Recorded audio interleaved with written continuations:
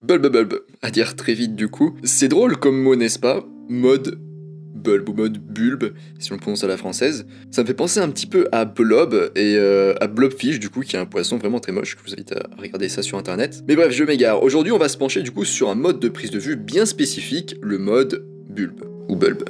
Alors comment l'utiliser, comment ça fonctionne, pourquoi ce mot bulbe? Eh ben c'est ce qu'on va voir dans ce podcast de Photomaniac. Allez en avant, Guingamp. Avant de commencer, je rappelle que sur mon site photomaniac.fr, vous pouvez retrouver ma formation gratuite sur les bases de la photo. Je vous invite à y aller et à vous inscrire si c'est pas déjà le cas. Alors d'où vient ce terme bulbe déjà? Bulbe. Alors bulbe est un mot anglais qui signifie ampoule. Aux prémices de la photographie, les appareils photo ne disposaient pas de système mécanique ou automatique pour ouvrir et fermer l'obturateur. À l'époque, le photographe tenait dans sa main une petite ampoule, donc en fait c'était une poire en plastique qui ressemblait un petit peu à la petite pompe d'un brassard de tensiomètre, et cette ampoule du coup elle était reliée à l'obturateur de l'appareil par un tube. Très simplement, il suffisait de presser l'ampoule pour envoyer un souffle d'air pour ouvrir l'obturateur. Tant que l'ampoule restait pressée, l'obturateur restait ouvert. Quand on relâchait l'ampoule, l'obturateur se fermait. Donc si on y réfléchit, le mode bulbe, ou mode ampoule, est un très ancien mode de prise de vue. C'est une sorte d'héritage. Le mode bulbe permet donc à votre appareil photo de fonctionner comme un très ancien appareil photo. Alors, trouvez le mode bulbe maintenant. En fait, pour la plupart des appareils photo, vous devez sélectionner le mode manuel, puis régler le temps de pause le plus long possible avec votre molette. Voilà, petite roue crantée. Vous verrez défiler du coup des temps de pause de plus en plus longs comme 5 secondes, 10 secondes, ainsi de suite jusqu'à 30 secondes. Et à ce moment-là, vous atteignez les limites du monde que vous avez toujours connu. Un coup de molette supplémentaire et vous basculerez votre appareil photo en mode bulbe. Votre appareil photo du coup affichera bulbe, donc B-U-L-B, ou plus sobrement la lettre B, comme temps de pause. Si cela ne fonctionne pas pour vous, il est possible que votre appareil photo ne dispose tout simplement pas du mode bulbe, ou il est peut-être tout simplement sur le sélecteur en fait de mode de prise de vue. Donc là où on voit, vous pouvez voir par exemple A, S, etc., M, il sera sobrement appelé dans ce cas B. Alors maintenant, comprendre le mode bulbe. Alors en mode bulbe, si vous appuyez sur le déclencheur, donc comme à votre habitude, vous ne capturez qu'une exposition d'une fraction de seconde. En mode B, du coup, vous devez maintenir le bouton de déclenchement enfoncé pendant toute la durée de l'exposition que vous souhaitez. Donc par exemple, si vous maintenez le déclencheur enfoncé pendant 45 secondes, vous obtiendrez une exposition de 45 secondes.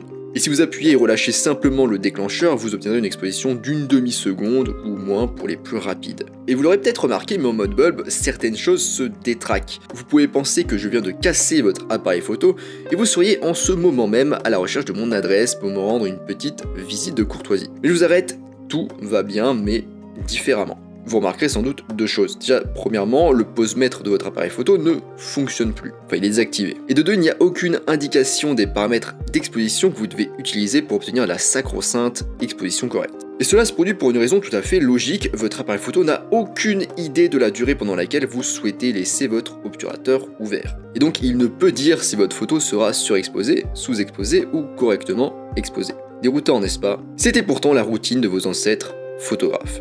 Alors comment calculer l'exposition en mode bulbe? Comme je vous le disais plus avant, en mode bulbe, on navigue à vue. Notre appareil photo ne fournit aucune indication. Vous devrez peut-être même chronométrer vous-même votre temps de pause. Alors première méthode d'un petit peu tâtonnement, vous prenez tout simplement une photo à 30 secondes pour commencer, et vous voyez ce que cela donne, ou 1 minute si vous souhaitez. Ensuite si c'est trop sombre, vous passez à 1 minute, et si c'est toujours trop sombre, dans ce cas vous passez à 2 minutes, et si c'est encore trop sombre à 3 minutes, et ainsi de suite, etc.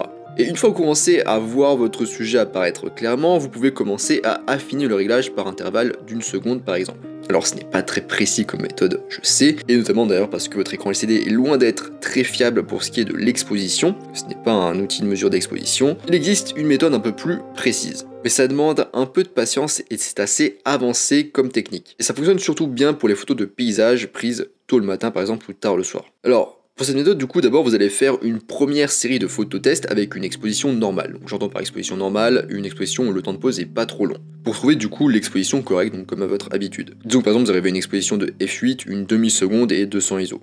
Donc, c'est pas un temps de pause très long. Ensuite, en deux, vous allez regarder à quoi ressemble un petit peu votre histogramme pour cette phototest. Et avec une application comme Photopills, par exemple, c'est tout en anglais, il y a d'autres applications du même genre, vous allez pouvoir, du coup, mettre les réglages de votre phototest, puis calculer les paramètres pour l'exposition longue, du coup, en mode bulbe. En 4, vous pouvez même d'ailleurs calculer les valeurs ajustées par rapport à un filtre. Imaginons que vous filtrez à 8 stops par exemple, avec un filtre à densité neutre. Et ben l'application elle calculera un temps de pause de 2 minutes et 8 secondes. Pour une ouverture du coup à f8 et des ISO à 200. Et en 5 du coup, une fois la photo prise en mode bulbe, vous vérifiez l'histogramme, il doit être à peu près similaire à l'histogramme de la phototest qu'on a fait au début. Donc si vous prenez vos photos aux heures magiques, donc c'est ce qu'on conseille en général pour la photo de paysage, les conditions lumineuses changent très rapidement et il est possible que vous soyez obligé de recalculer l'exposition à chaque prise de vue. Alors maintenant, bruit numérique et mode bulb. Vous devez faire attention lorsque vos temps de pause sont très longs et notamment plusieurs minutes ou plus. Pendant les longues pauses, le capteur de l'appareil photo chauffe. Cette chaleur se traduit visuellement par du bruit sur votre photo. Alors ce bruit thermique est généralement moins prononcé si vous photographiez dans des conditions froides, mais il finit en général toujours par apparaître. Alors le plus simple c'est d'éviter des expositions ultra longues de plus de 8 ou 10 minutes, mais si vous voulez faire des expositions très longues, il y a quand même une possibilité, c'est d'activer un paramètre qui s'appelle en général un truc comme réduction du bruit en exposition longue, qui est du coup sur votre appareil photo. Dans ce cas, quand on active cette fonctionnalité, votre appareil photo il va prendre deux expositions, donc une première en mode bulb, donc celle que vous prenez normalement, et une autre avec l'obturateur fermé, on appelle ça une photo sombre. Ensuite, votre appareil photo il va soustraire la deuxième photo de la première, tout ça dans le but du coup de réduire le bruit thermique et de minimiser les pixels chauds. Alors là vous dites bah nickel, on a résolu le problème donc il n'y a pas de souci à utiliser cette technique et comme ça on n'a pas de bruit. Mais utiliser cette fonctionnalité a quand même un coût, parce que dans ce cas ça signifie que votre appareil photo il va passer 2 fois plus de temps à prendre chaque photo. Parce qu'en fait la deuxième photo elle a la même durée d'exposition que la première. Donc c'est pas forcément le top quand vous êtes sur des expositions de 10 minutes ou plus, parce que du coup ça va vous donner des expositions de 20 minutes par exemple ou bien plus. Ça va être du coup très long. Alors du coup il y a encore une autre solution éventuellement, c'est de prendre une série d'expositions plus courtes, toujours en mode bulb, d'ajouter à cela une valeur ISO légèrement plus élevée, et d'attendre un moment entre deux prises de vue pour laisser l'appareil photo refroidir.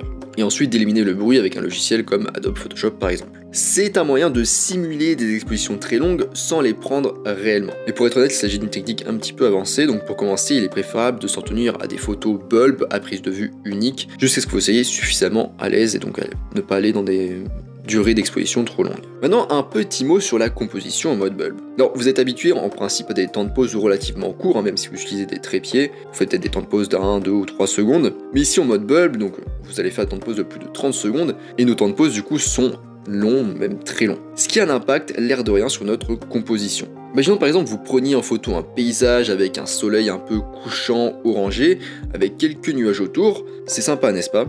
Mais avec un temps de pause un peu long, comme, je sais pas, 5 minutes par exemple, peut-être que le soleil aura une forme ovale au lieu de ronde, peut-être que des nuages viendront le cacher en partie, et donc vous l'avez compris, les éléments qui ont habituellement un mouvement lent et insignifiant peuvent perturber votre composition lors de longues expositions. Typiquement les nuages, les cours d'eau, les vagues dans la mer, les traînées lumineuses qui peuvent se former à partir de lumière de voiture par exemple, le soleil, la lune, les étoiles, la brume, etc.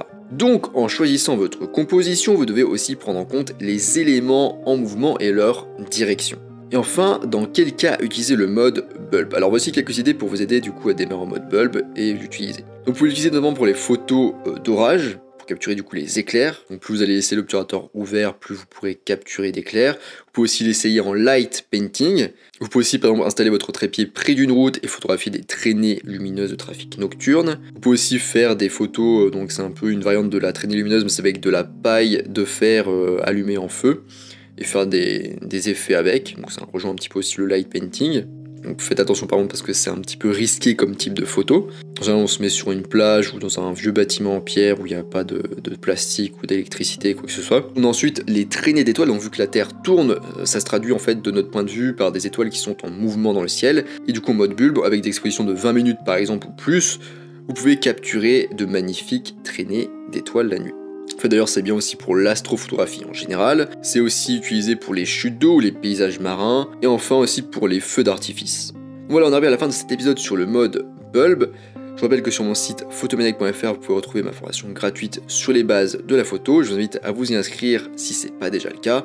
Moi je vous laisse ici à vos très longues expositions et je vous dis à bientôt sur les internets mondiaux.